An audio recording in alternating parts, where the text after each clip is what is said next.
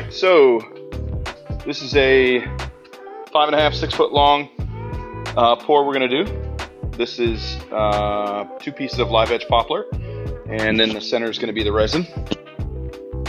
So the first thing that we have to do before pouring our resin is we have to make a mold, because the resin obviously is a liquid and it's very thin liquid at that. So if you don't have the mold properly made, it will leak out of the mold and go all over your shop. So I have a dam at either end here, as you can see, with a scrap piece of wood and some silicone or caulk to kind of create a waterproof barrier. Those are then screwed to the table.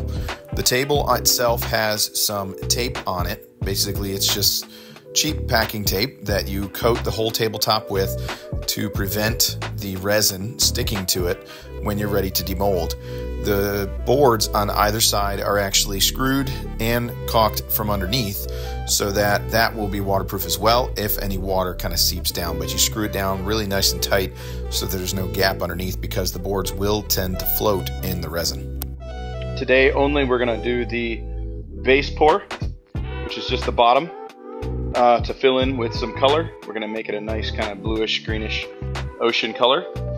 And then later on, we're going to come back over top of that. We're going to put some sea turtles in. This is a Promise Epoxy brand that I use. Exclusively use their product. If you've been following me for a while, you know they just had some new stuff come out. This is the original deep pour epoxy resin. I'm going to be using this because I've got a bunch on hand. I need to use it before I order some more. Whoa! Whoops! See daisy. Screw the paddles in the resin before you turn it on. So this deep pour resin is a 2-to-1 mixture. When it comes to mixing it, you have a part A and a part B. So it's 2 parts A, which is the actual resin, to 1 part B, the hardener. So you're gonna mix those up, make sure you're measuring when you do that. These little buckets from Lowe's, Home Depot have measurements on that makes it super simple to measure it out. And then as you're mixing it, especially large batches, using a paddle here like you would normally use to mix paint or something like that. And you're going to go ahead and mix that, and make sure that you do it thoroughly and that you scrape the bottom and the edges as you go, especially once it gets to the point where you're adding your colors and your mica powders as well, because it's going to want to stick to those edges. So we're going to use some Color Creator liquid dye. This is called Fiji Green. I like this one. Add a little bit of that. These are alcohol dyes, as you can see. Kind of dances and bounces across the surface when you put it in. We're going to use some Black Diamond Pigments. These are my favorite pigments to use. This brand is amazing and they have some absolutely stunning colors. This is Deep Blue Sea. I'm just going to use a little bit of this because I don't want it to go crazy deep blue sea. So we're going to go light-handed on that for now. Then we're going to use a little bit of this Golden Indigo. Then we're going to mix it in and see what it looks like, and then if we have to adjust it, we'll adjust it. Just a touch of that. I think we're going to still need some more, so I'm going to add a little bit of this, which is Enchanted Forest.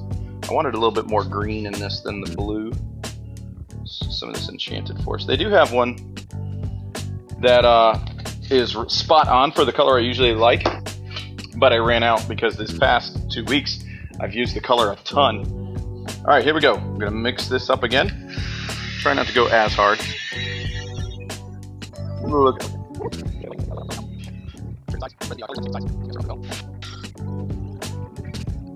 Alright, here we go. I want about a ½ inch on the bottom of this. And I think I definitely made a little too much for that. Maybe not. Let's see. Let's keep going. I'm only about an 1/8 of an inch right now.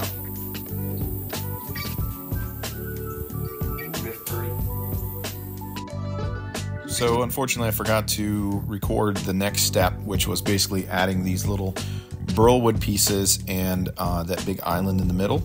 So I basically had a bunch of different burl pieces of ambrosia maple that I took, and I made little cutoffs and little pieces, slices and such to glue down. So we glued them down to the resin underneath on that base layer.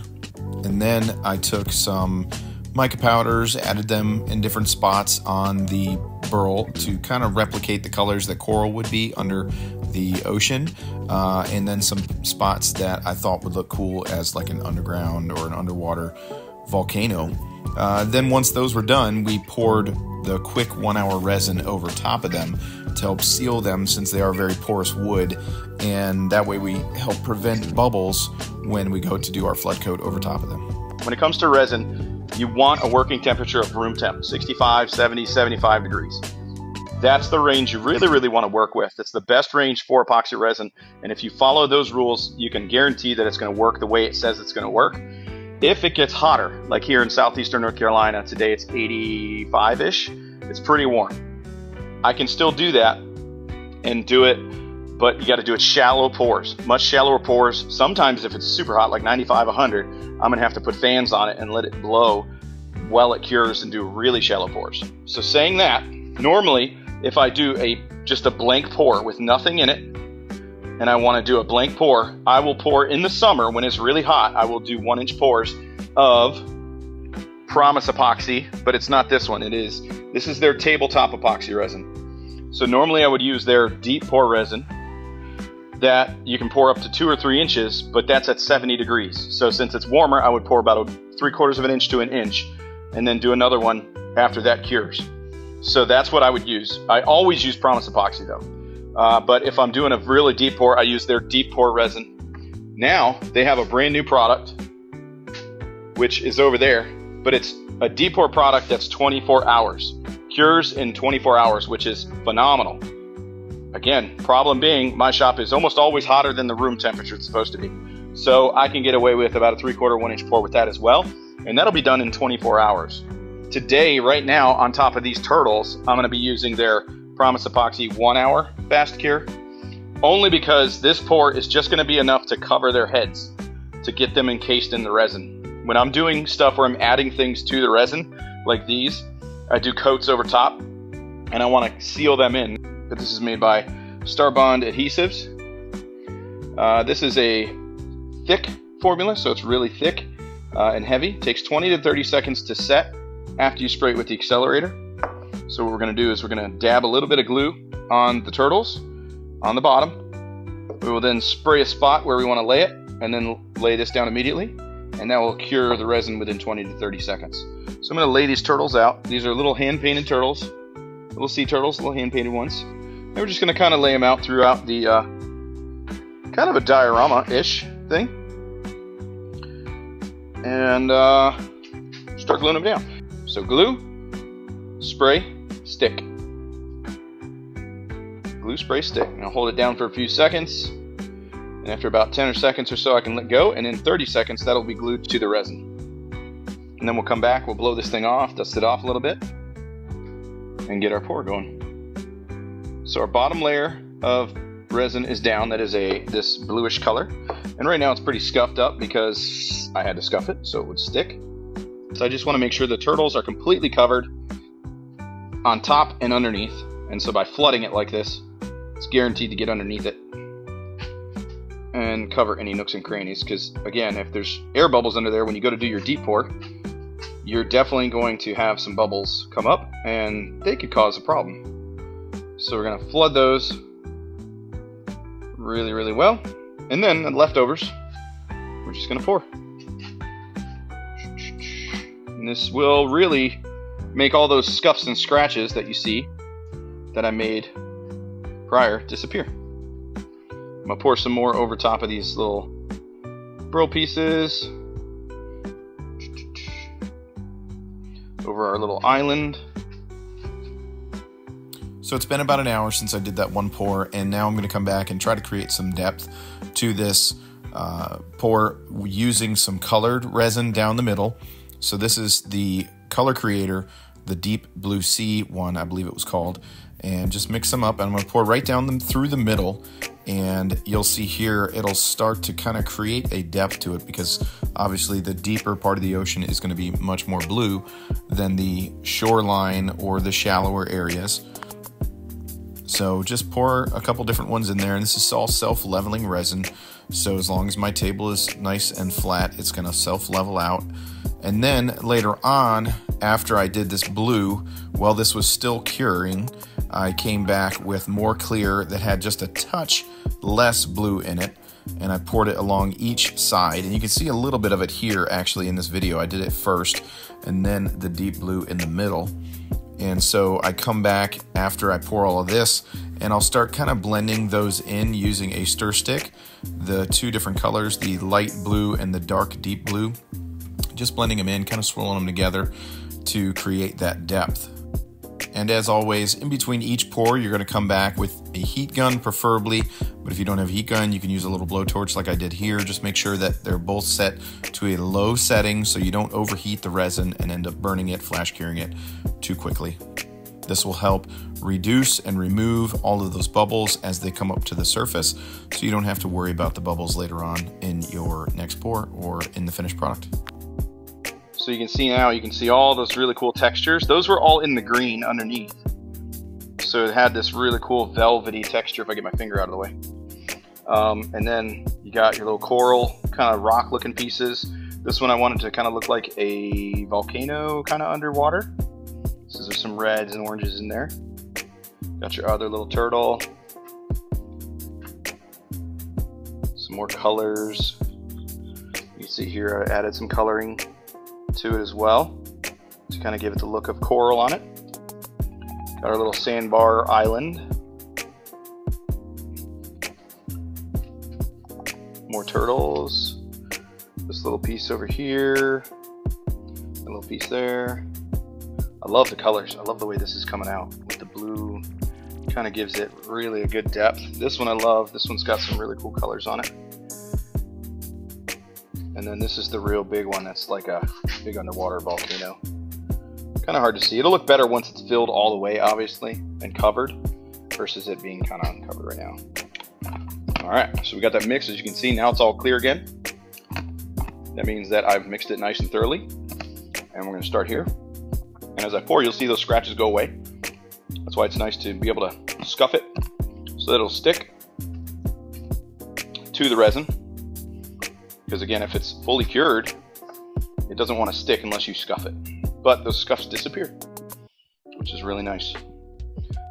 If you come back before it's fully cured, when it's still tacky, it's kind of set but tacky, you can do another flood coat over top of that without having to scuff it, because then it's still in its curing form and it'll blend in nicely. The only thing I find with that is if you're going to do it that way, you don't want to do a clear table, because it tends to ripple the soft sticky side underneath that you're pouring over on top of it. It tends to ripple it and give it this kind of ripple effect. And if you're doing a solid color, that's totally fine, but if you're trying to look through it and down into it, you're going to get a bunch of ripples and it's going to be a little hard to see into it. So this piece, being that it was going to be inserted into an existing bar, I didn't need to have the flood coat go over the edges of the outside of this little piece that we created. So I pulled up and pulled out the board off of the table and raised it up, and I created a dam all the way around on all four sides this time. That way I can do my top coat, my top flood coat, and it will seal all the way across in about 1/8 of an inch or so thick without going over to the edges. So again, it's just some boards with tape on them to prevent them from sticking to the piece once again, and a little bit of silicone or a little bit of caulk, and then they're screwed in all the way around, making sure there's no gaps.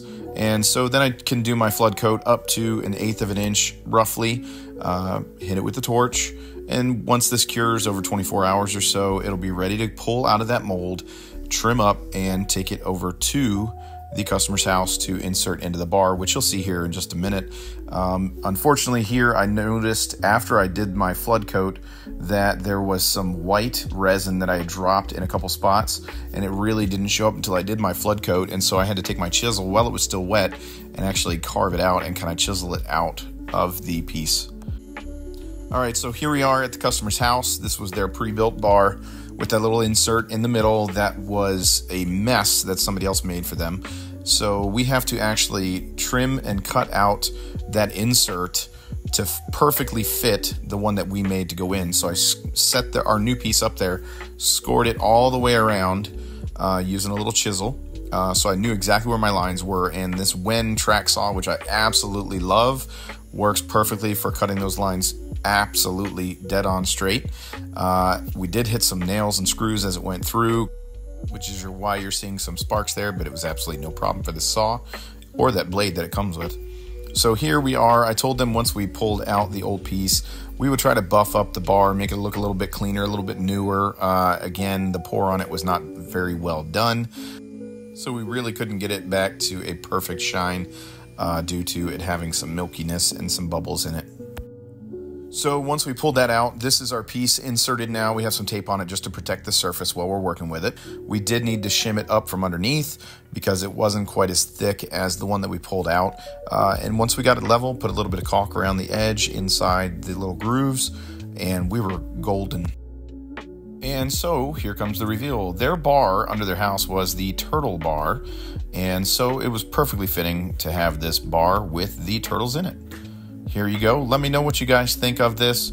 Thank you as always for watching. Hopefully this helped some of you guys decide and learn how to make a resin river. If you have any questions, feel free to let me know in the comments below, and I will be sure to put my links as well to anything that you guys are looking for from this video in the description. Be sure to like and subscribe. Again, guys, thanks so much.